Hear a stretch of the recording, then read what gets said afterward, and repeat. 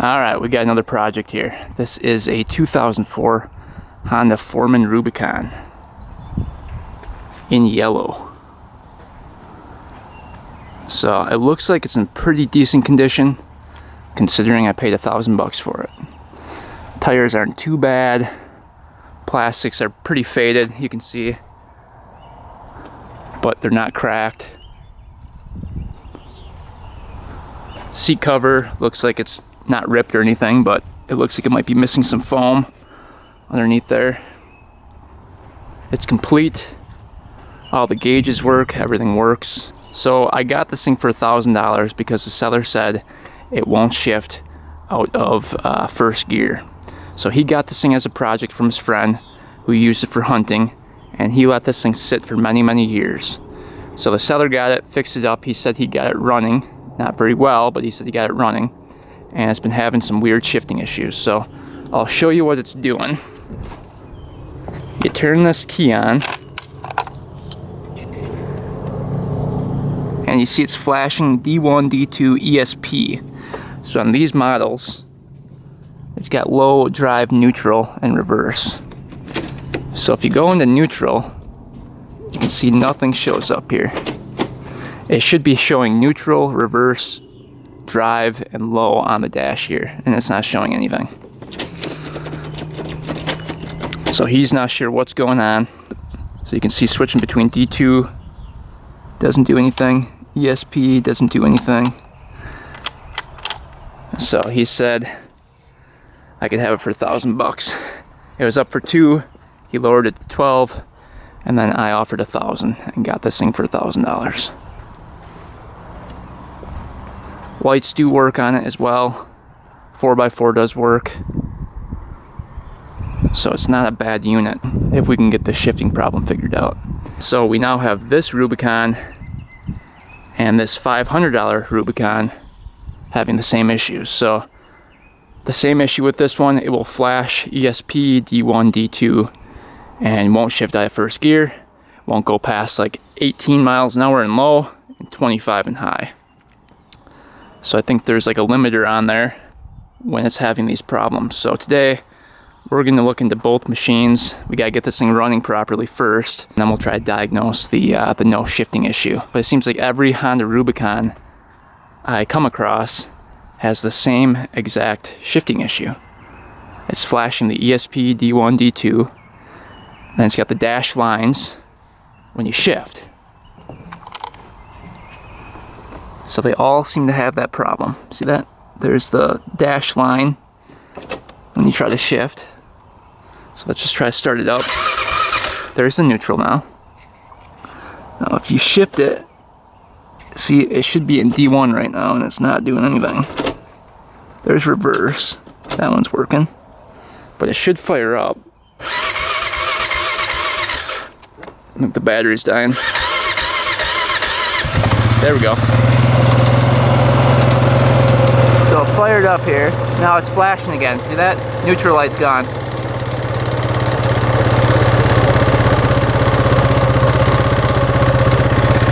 So if you put it in gear, it's gonna take off on me here. You can see it doesn't go into gear. You can ride it like that, but it won't go past like 18 miles an hour. And that thing's having the same problem.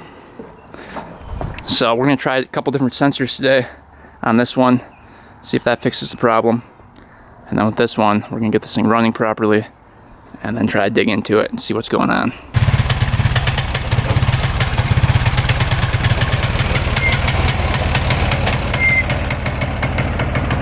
Alright, you can see it's running with full choke on right now. So I think the carb's dirty. These machines are very picky, especially when the battery starts to die. All the sensors kind of go. So that could be a problem as well. But listen to it when we go in reverse.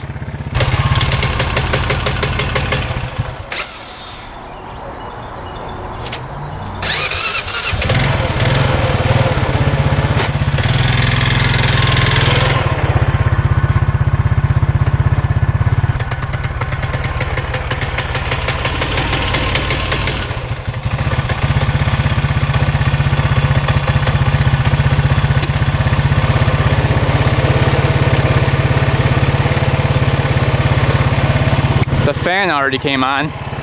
That's kind of weird. Yeah, cooling fan came on. You can see it's flashing D1, D2, ESP.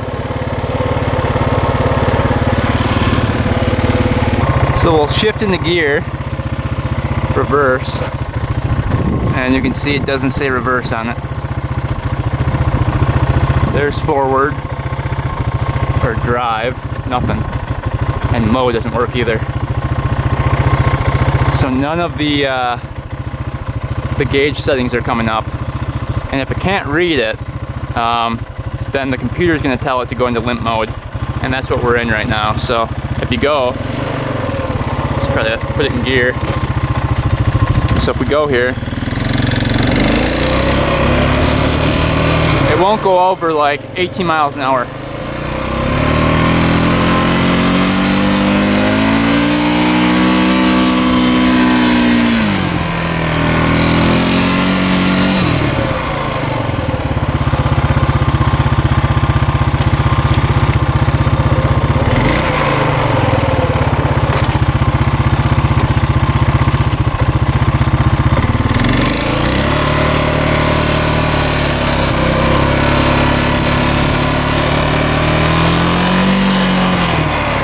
That's low, that's really low.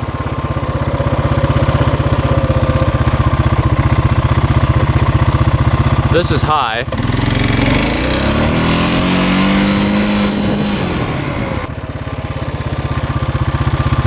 So you can really tell it's stuck in first gear here. And then when we shift it into ESP here, it won't shift at all. See, nothing's happening here. Nothing. Nothing. So, that's the problem we're having. It's not registering anything.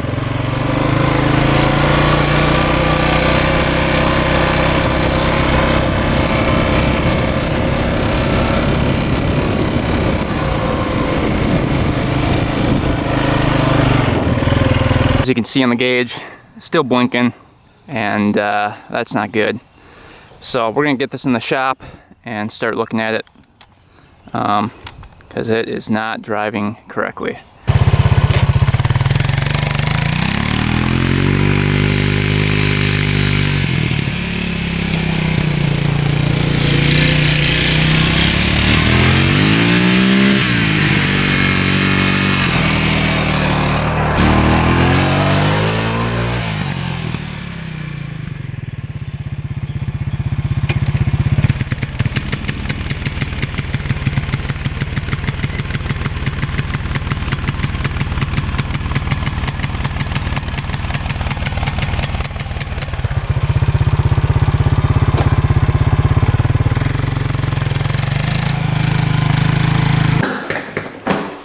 Alright, first thing we're going to do is get a battery jumper on here.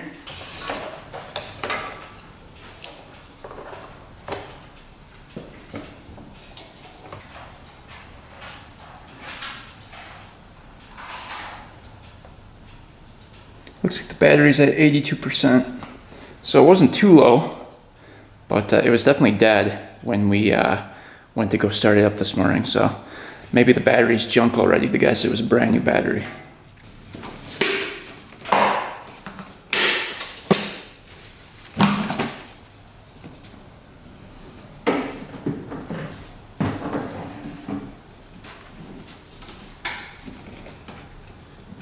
Alright, there's a new air filter in here, but it looks like it's ripped already. Oh, there's a secondary air filter in there though. So it's a double plied. It doesn't look too bad. At least there's one in there. See if the carb is all correct on here. So another sensor that can go bad is the throttle position sensor on these. So that's right on the side of the carb right there. And you can see it looks like tape was taken off of it at one point. That plugs into there, and that can definitely cause problems. So that's something we can look at a little bit later as well. Make sure all the breather hoses are free here, not getting plugged up. It's looking good. So carburetor appears to be good.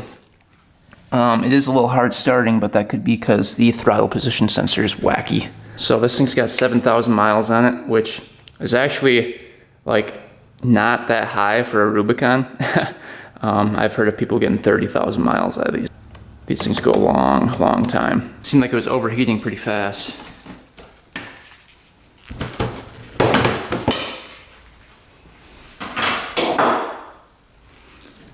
Might be hot still.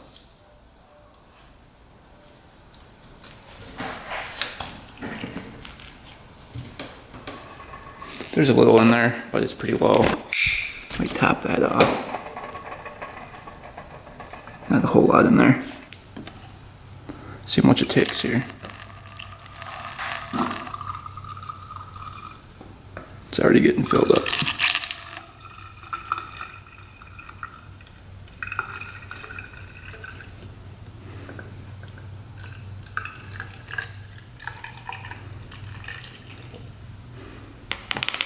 Alright, coolant is topped off now.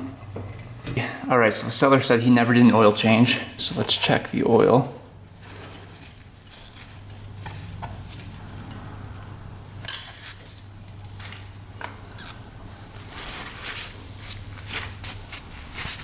Alright, stick that in.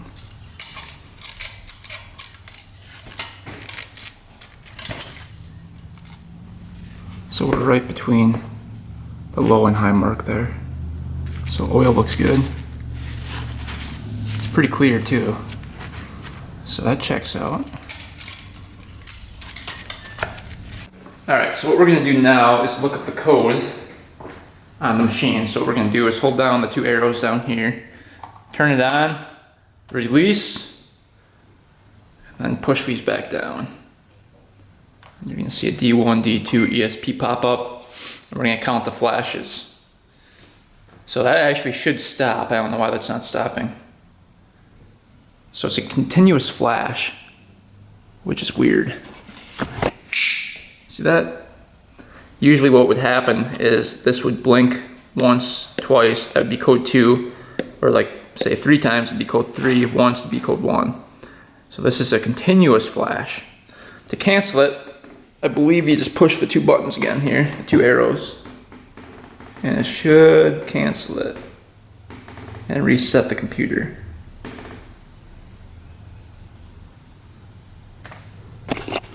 Yeah, it doesn't look like it's doing it.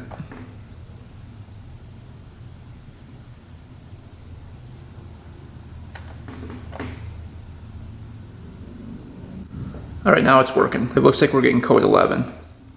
1, 2, 3, 4, 5, 6, 7, 8, 9, 10, 11.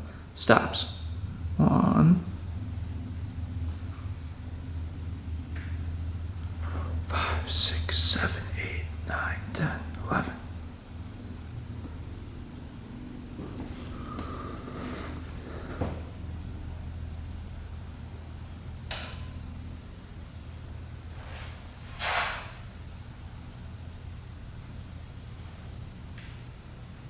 Alright, so it looks like code 11 when looking it up is ECM motor drive circuit. So that would be this little motor right here. It tells it to shift. So we can take that out, clean that up. But the circuit is what's bad to it. Or it could also be the motor. So we'll see. So going to that motor, there's a wire right here. It looks like the guy already had that off at one point.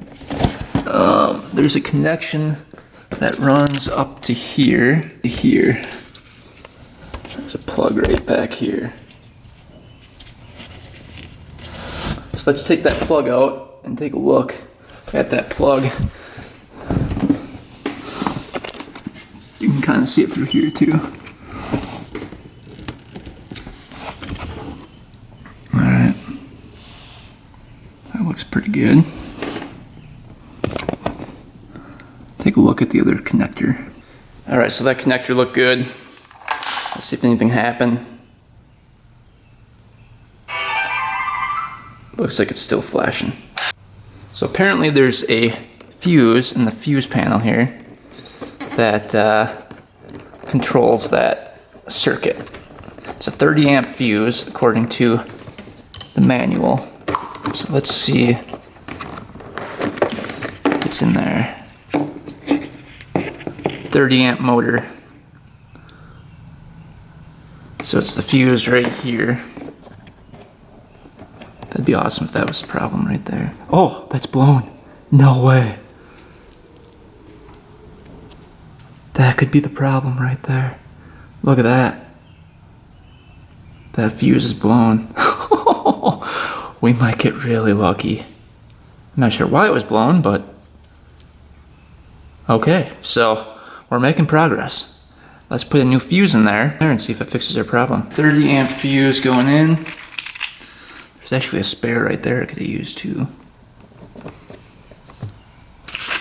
Alright, if this works, that's going to be amazing.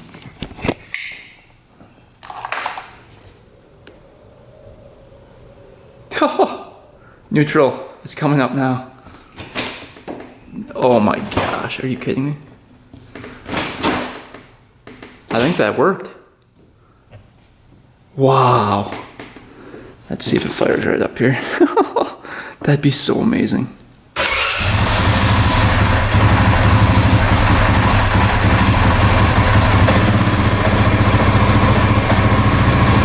Oh, it's flashing again.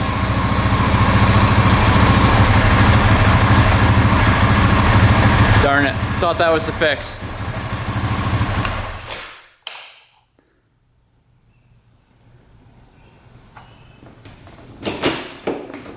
It's still flashing though, but that's working.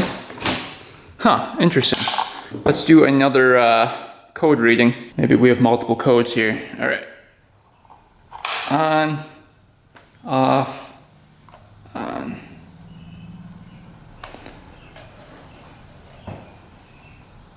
One, two, three, four, five, six. Oh, 5.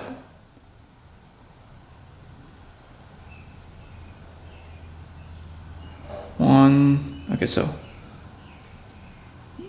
1, 2, 3, 4, 5. 1, 2, 3, 4, 5, 6, 7, 8, 9, 10, 11, 12. No, so 11 and 5. 1, 2, 3, 4, 5. So we've got code 5 and 11 now. All right, so we fixed one problem. Now we have code 5. So code 5 is the angle sensor, which is down here. So you can see that was also messed with. So this could be a bad connection. Let's see where that goes to.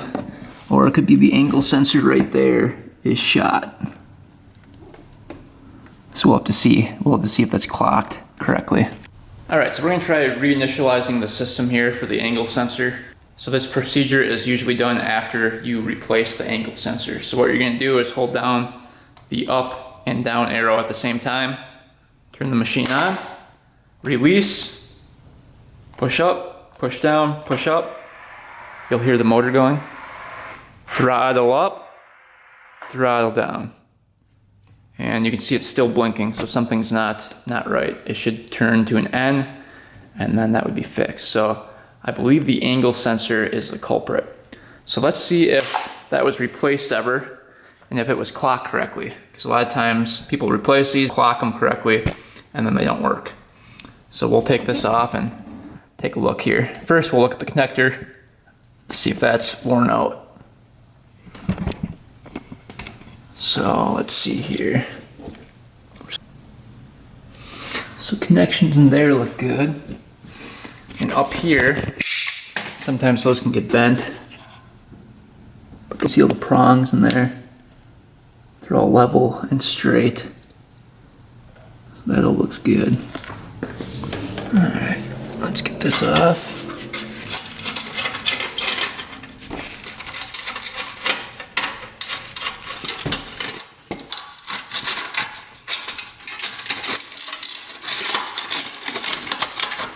Once we get this heat shield off, we should be able to get to that angle sensor a little bit easier.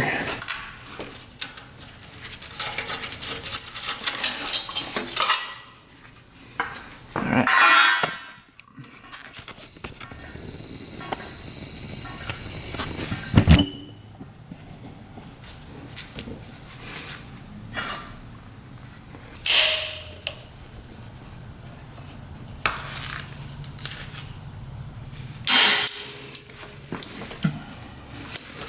One back here is hard to get to.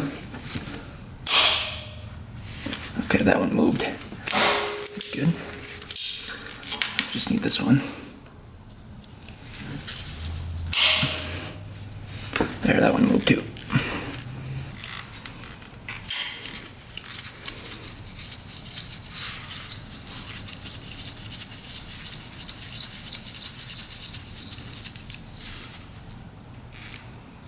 One Allen out. One way behind here. Get to it.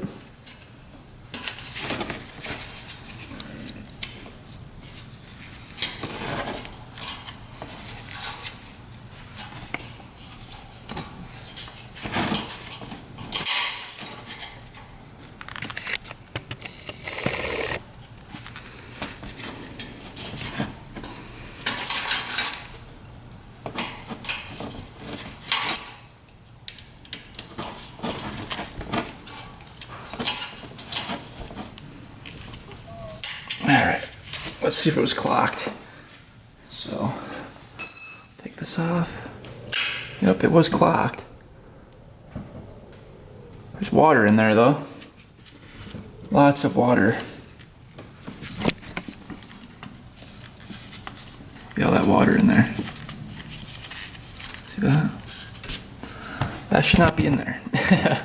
So that maybe is causing it to not work properly. So we're gonna soak up all that water.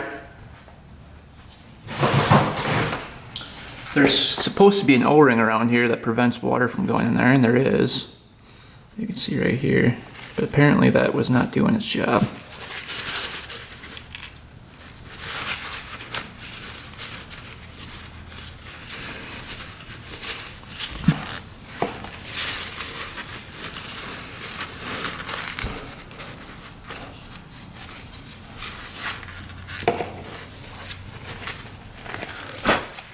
Blow that out with the air compressor.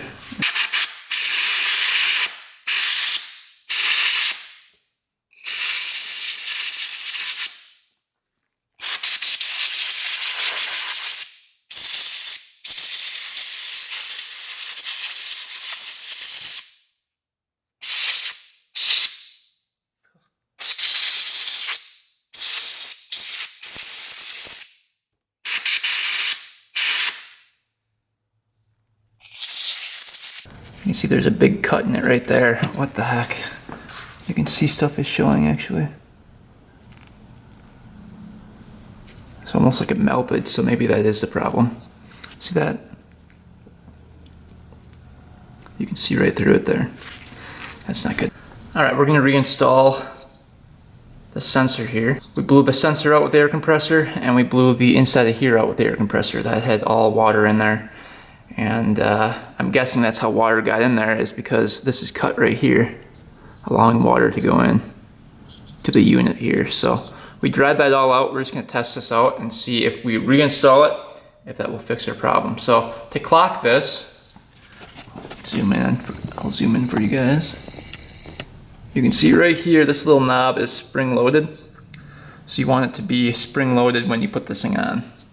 So we're gonna put it in like that, and as you turn it, you can feel the spring tensioning in there.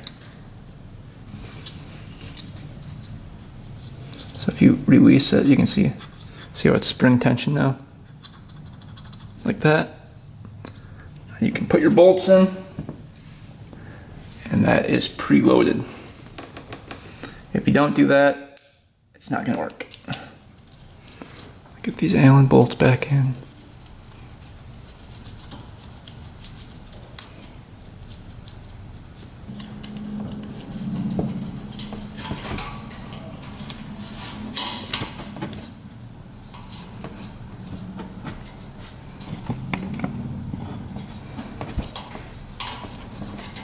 Plug our connector back in, and hopefully that fixes our problem. Obviously we'll need a new sensor because water will continue to get in there. But let's just see if that works. Alright, we're going to reinitialize the system. Push the 2 arrows at the same time. Turn the key on, release, arrow up, arrow down, arrow up. Hear the motor going.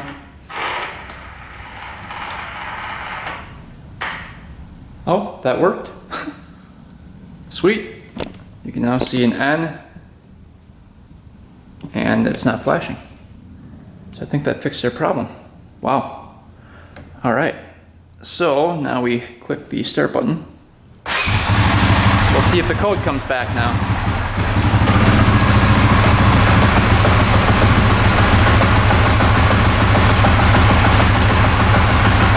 So far so good.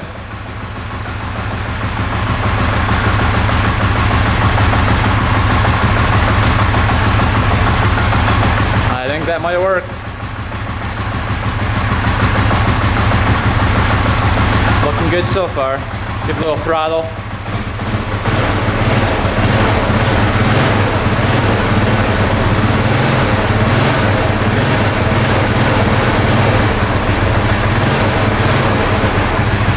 It's working so far. We'll take it for a test drive and see if it's fixed.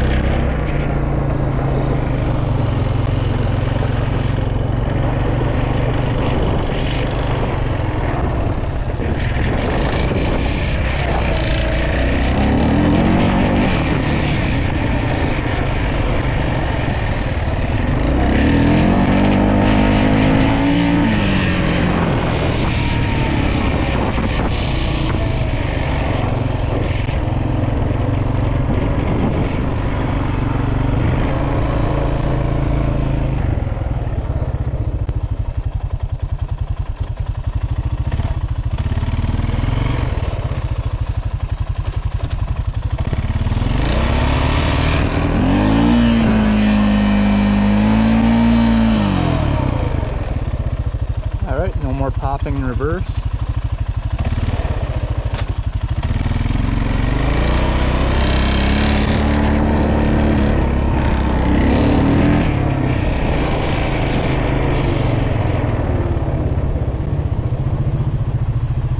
Alright, took it for about a 30-minute ride. Everything worked perfectly on it. Drive works, low works, reverse works, doesn't pop in reverse anymore. And then the lights show up on the dash. Nothing's blinking, no codes coming up, everything is working. There's drive, there's neutral, there's reverse. So that just got water in it and that caused it not to work, apparently. So we just have to get a new sensor installed and this thing will be fixed for good. All right, everything is fixed up on this thing, but our battery keeps dying. So I don't know if it's a bad battery or the charging system's bad. So here's the battery that was in it. I put a new smaller one in it and it seems to be working fine now. But we're gonna check the charging system, see what that looks like. See what we get for this battery. I'm thinking the battery's just junk, but we'll test everything. 12.3. Yeah, that's good. Huh.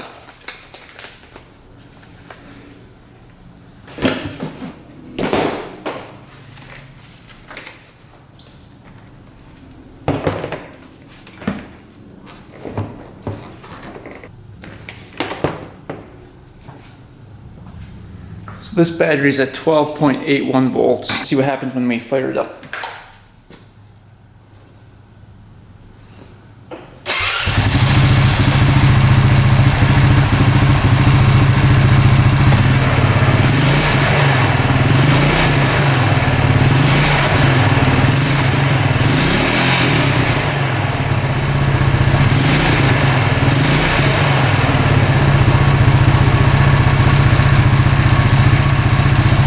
Charging right around 14. It's not going over that.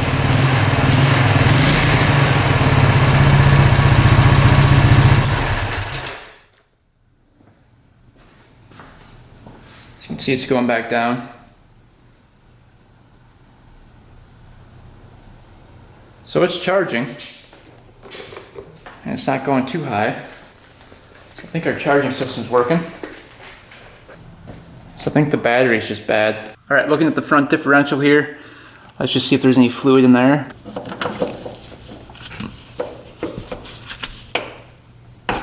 Oh, man.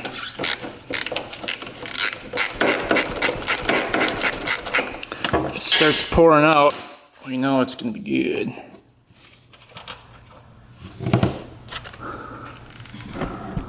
Huh, nothing's pouring out yet. Oh, there's a little bit in there. It's about halfway filled up. Take a dipstick.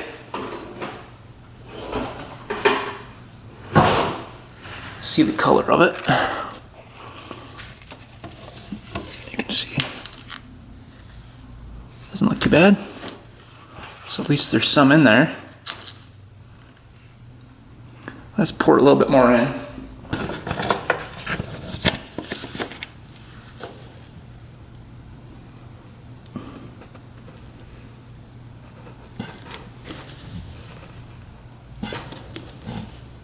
That fluid's all the way filled to the threads now, or pretty close. Before it was like halfway down. So that looks good now. All right, back at the rear diff. There's actually a check bolt on this one. Oh, that was pretty loose. Oh boy. That's broken off. Well, that's not good. So that cap was just completely broken on there. So it looks like somebody probably wrenched on it a little bit too hard.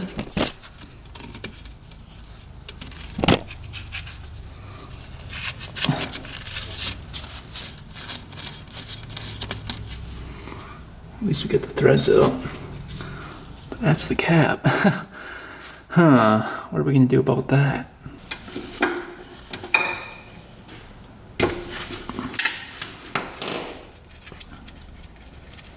If it starts pouring out, we're good. Oh, yep. Alright, there's fluid in there. So we're good there. That's topped off. Now we have to find a new cap for this thing. Well, this thing is pretty much good to go. We fixed everything on it that we could, and I went to Amazon and eBay, ordered up a brand new seat for it, a full seat, not just the cover, because this foam is getting bad. You can see in spots, it's really thin. So brand new seat, right around $100 for the seat. New brake cable. The brake cable is completely locked up in the back, and I don't feel like getting that unstuck because it's just like rusted tight. So brand new brake cable, and then the cap for the rear diff, because that was broken off. Got that online. And then what else did we order up? I think that was pretty much it. If anyone has tips or tricks on how to get this like faded, weathered plastic look gone, that would be awesome. But you can see some of it's good, some of it's like really faded. But this thing's been left outside, the seller said, for many, many years. And that's why it's got that like gray, like discoloring on the plastics. Not much you can do about that. So we're gonna go take this thing to to the land, take it for a nice long test drive, and we'll see if any more problems arise.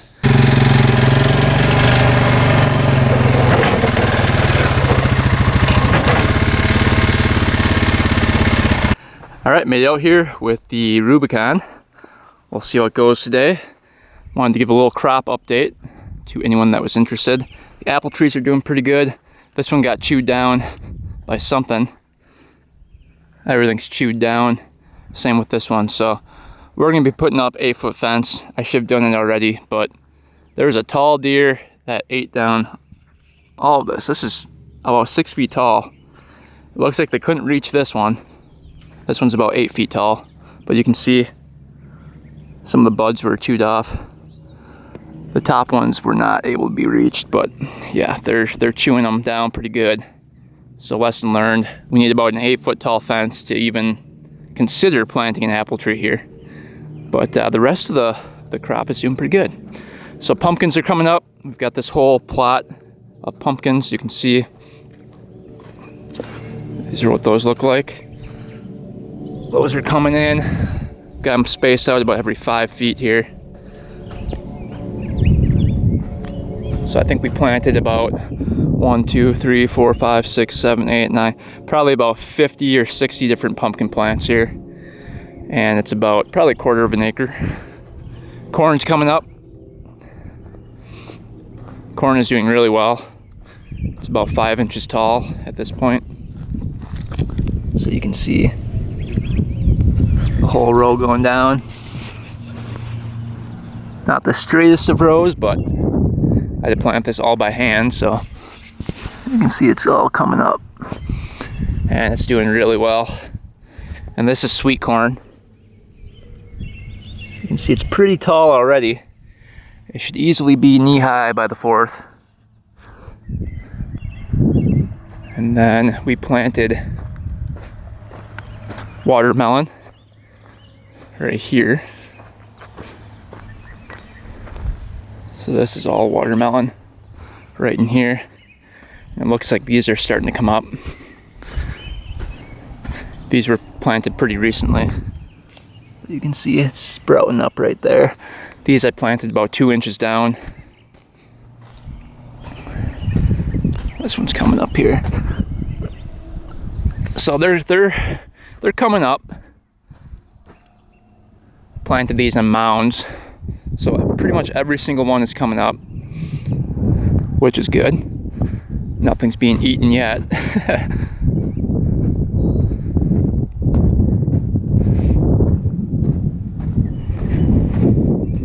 All over here is watermelon too. These were planted a little bit later. You can see those are coming up. So everything's coming. Then over here we've got beans. I don't think these are sprouting yet. Beans and more corn. Oh yeah, the corn's coming up. You can see. So that corn is coming. Corn is growing really good in the sandy soil. But this was planted about 2 weeks later from the other corn. But you can see those rows are coming in. Beans I don't see coming up yet. Oh, yeah, I think maybe these are the beans.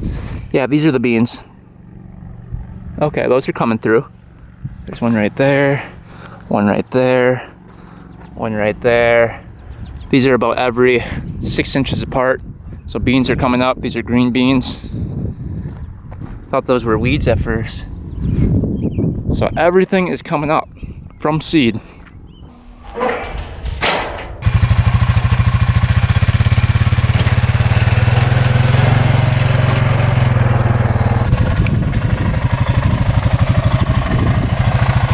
Alright, idling perfectly. It's running pretty good. No codes flashing at all. Alright, let's take it for the first ride here.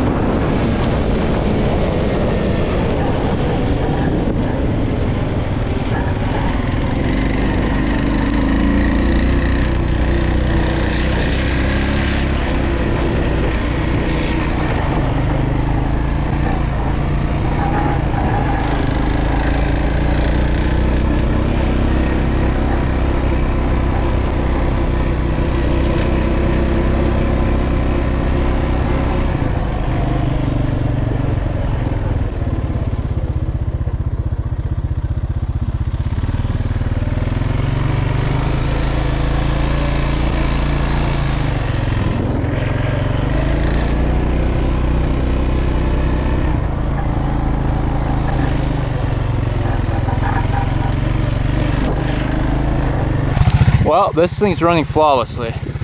So it was just the fuse and the angle sensor that was wrong with it. You can see, no codes, no flashing lights, everything's working, all the gears are working, oiling perfectly. Good to go. $1,000 machine fixed for $0. Pretty good. All right, let's start working on the Honda Rubicon right away. Try to get this thing fixed.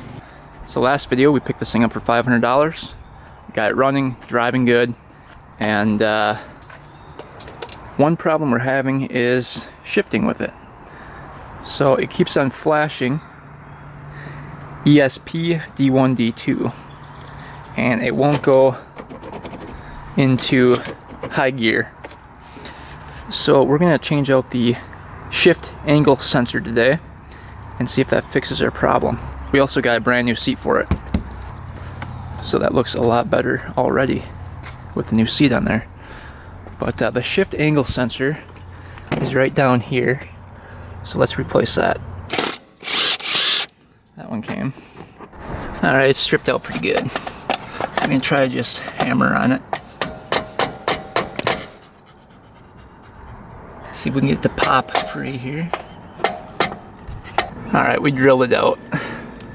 That was the last resort. Now she's out of there. Oh, there's another bolt on there. Alright, finally this cover can come out. There's the other bolt. So it looks like that's going to be a little tricky to get to. Yeah, we can loosen that up a little bit. Looking for right here is the part. Connection looks good. So we broke that free with the vice grips. Hard to get in there, especially the other one. We got the bolts out here. So that comes out just like that. Now this is going to have to be clocked, so you want to get tension on that when we put the new one in. Here's the new one.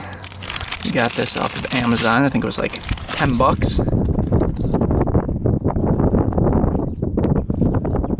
you want to clock this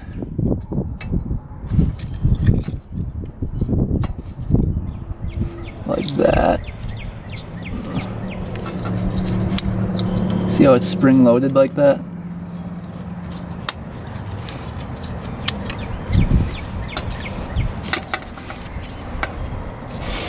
So if you lift up, see how it releases. So we'll get that in there.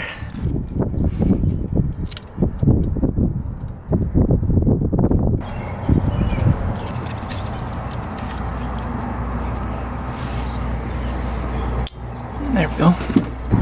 Alright, hold the two arrows down, turn the machine on, release it, up, down, up. And you can hear the motor go.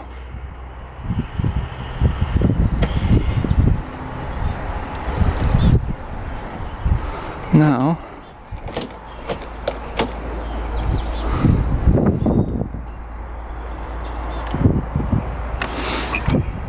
let's see if it starts up.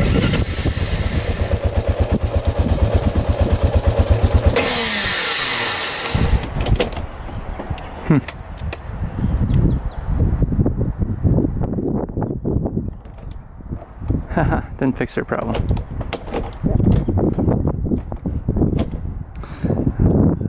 Alright, still not fixed now. So, as you can see, high gear still doesn't come up. Low gear does. And neutral does. And reverse does. But high gear still does not come up. So that was not the fix. So the shift angle sensor did not fix our problem. We're gonna see if we can order up a gear position sensor, which is in the back of the engine. We have to order that up. That was like 50 bucks. So I wanted to see if this $10 fix would work first, but of course it did not. So we're gonna order that up and we'll come back to this once we get that part. Alright, so my video footage got deleted of me installing the gear position sensor. So I'll show you guys how to do it right now, but it ended up fixing the problem. So the gear position sensor, you guys can see it, it's right, that shiny thing right there. And it plugs in to the back with 2 bolts. So you take those 2 bolts out and you plug in the new one. So it's pretty simple. And then the wire comes up over here to the side. I'll show you guys the plug-in for it. It's right here. So you can see there's a light blue wire on it, a gray one, a white one, and I believe that's a green one. Yep, green. So there's 4 wires going into that plug, that connection. A lot of times this connection can get corroded and gunked up, so check that first before replacing the sensor. But what I did to find out the problem was take the old sensor, and because only reverse, neutral, low was working, drive was not, I took a good known wire, like neutral, and plugged it into the drive wire. And what that did was trigger the drive 1 on the dash. So I knew that the blue wire, which is the drive 1, was not getting continuity. So that told me that something in the sensor was wrong. So we took that out and replaced it, and now, check this out. Turn it on, you've got drive 1.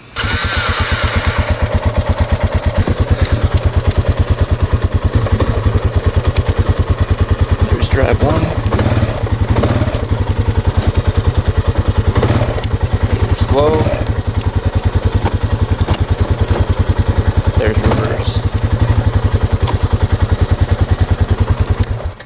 So we replaced the angle sensor. That wasn't the fix, but the gear position sensor was the fix, and that thing was like 50 bucks. It was a Honda part.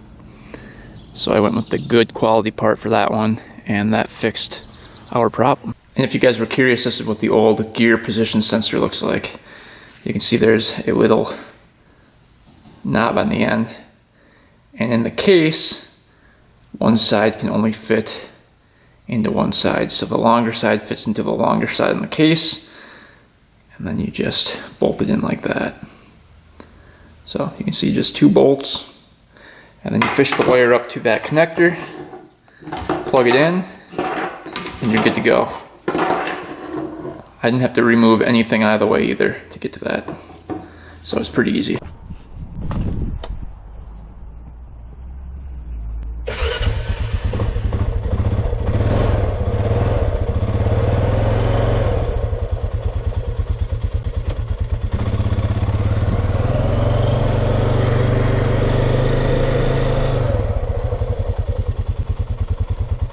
So it goes in reverse, neutral, D1, and low.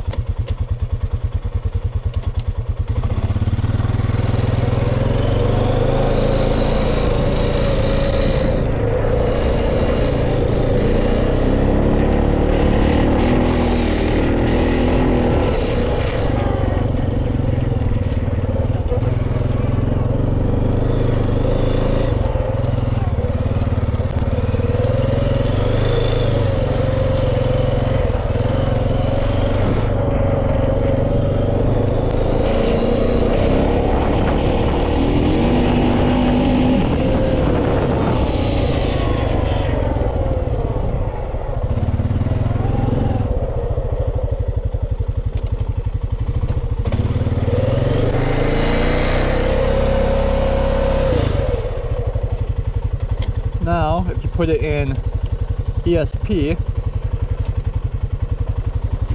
you can shift. You can see low gear, second gear.